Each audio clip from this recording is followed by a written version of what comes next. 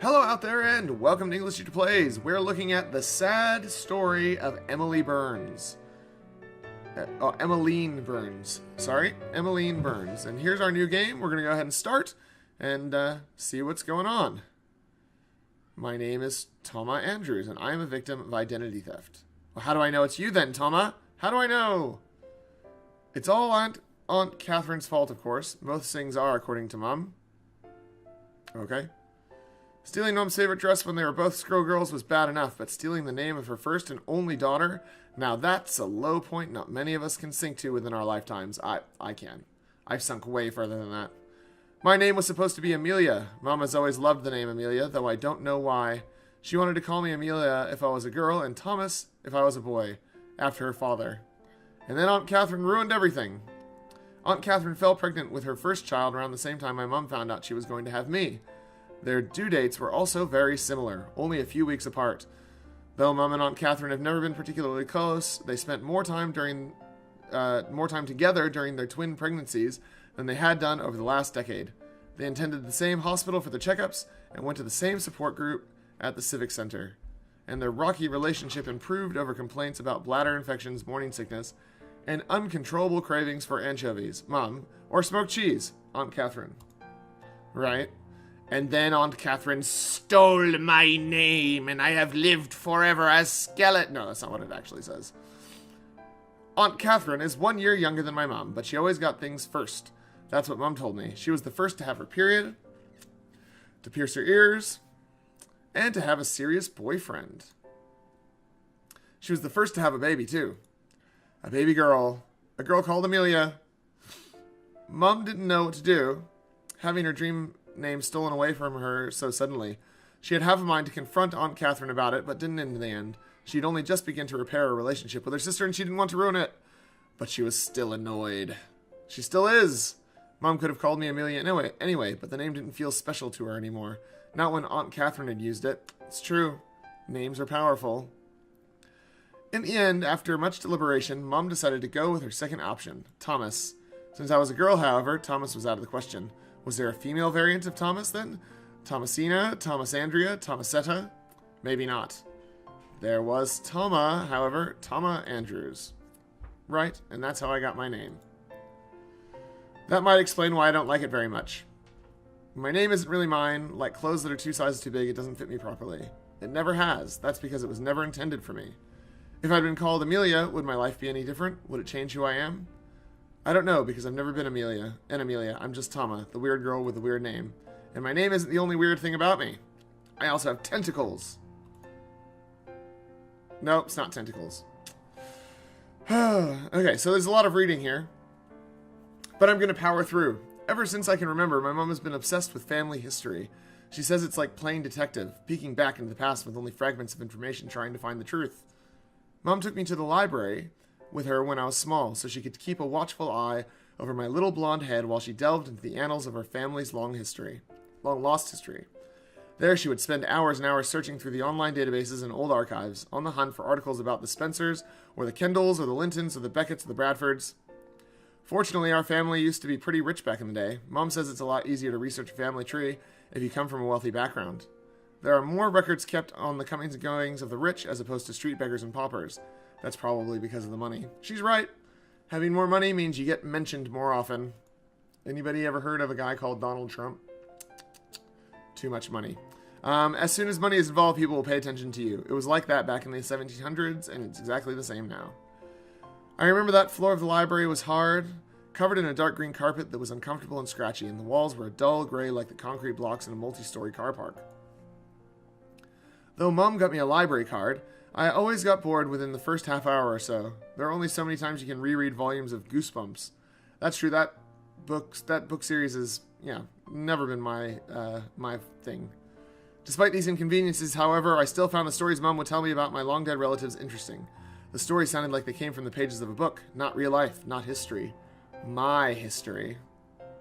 There were stories about my great-great-grandfather, Zachary Kendall, who used to be a priest, but was fired from his post after he physically assaulted a member of his congregation while drunk on Christmas Day. There were stories about my great-great-grandmother, Maribel Spencer, who ran away from home at the age of 15 to marry her middle-aged piano teacher, Roger Beckett. There were stories about my great-great-great-great aunt, great-great-great-great-great-great-great-great-great aunt, Rose Bradford, who was rumored to be a witch and claimed she could cure any ache or illness with a sprig of holly. I don't know why, but these stories my mom told me of unknown people from unfamiliar times always resonated with me. Maybe it was because they weren't fictional characters or celebrities, but real people. My family, part of me. I wouldn't be alright now without Zachary Kindall, even if he did beat up a member of his congregation, and I wouldn't be alive without Maribel Spencer, even if she did have a thing for older men who could play a semi-decent Fleur-Elise. In a way, I owe them. I owe them a lot. I suppose what they say is true. Blood really is thicker than water. And speaking of blood, the local library wasn't the only place my mom's investigations led her. Oh no, that was just the tip of the iceberg. She used to take me to cemeteries a lot. Not just this cemetery, Barrow Be All Saints, but cemeteries all across Lincolnshire, and sometimes even further afield to Yorkshire or Leicestershire. The thing about family history is, if you get obsessed with it like Mum, birth certificates and death certificates stop being enough. You want to see real evidence of your ancestors' past lives for yourself. Hence the graveyards. Lots and lots of graveyards. Every weekend without fail, my mum would take me to a trip. Okay, so I know that you guys are enjoying the sultry sound of my voice reading this lovely novel, which I actually am kind of enjoying.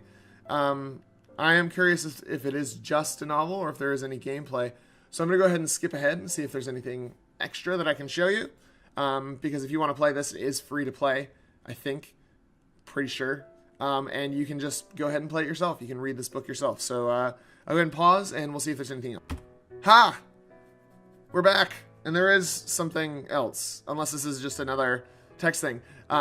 Apparently she can talk to dead people. I skipped quite quickly through it. But we're here. There's some more. The day is overcast for early autumn, and a thick layer of fog creeps along the ground. The grass is wet with morning dew, but the soil beneath it is firm and hard. I suppose that's to be expected. You wouldn't want to build a graveyard on marshland, where people would run the risk of falling through the earth and into the graves. I might have an affinity for the dead, but not even I fancy popping in for an unexpected visit with Gerald Fisher, 1843 to 1912, and Emmeline, wife of the above. Ooh, sound effects. The wind snakes down my spine and I shiver. It isn't a rough wind, though. Instead, it's soft, brushing past my cheeks and through my hair in an almost apologetic manner. The leaves on the trees are dark green, some already turning red and yellow, but the sun in the sky is obscured by clouds. I really like this scenery here. I like the clouds. You can see the gravestones behind the thing. I wish they were kind of like a little bit more obvious, but ooh, and the sound. I love the sound. It's so good.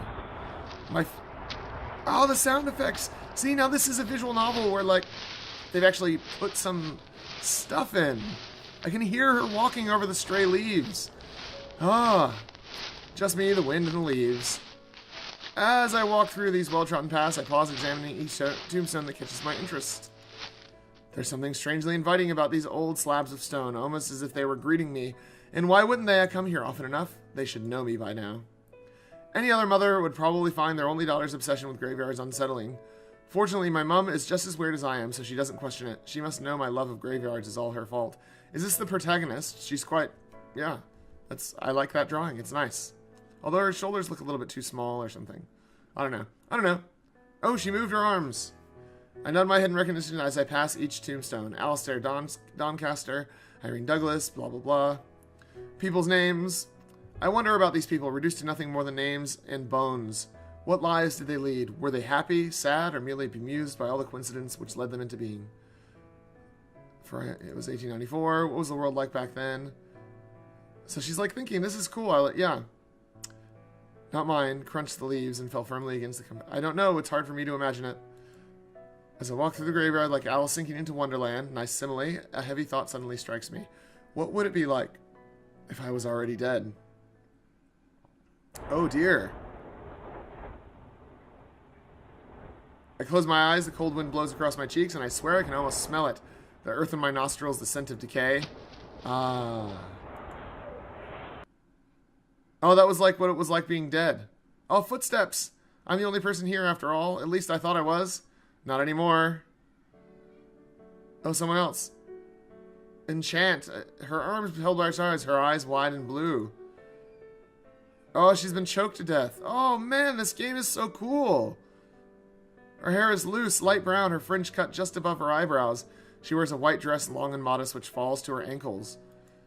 Her dress is comprised of a number of layers and looks like something that belongs to another era, another time.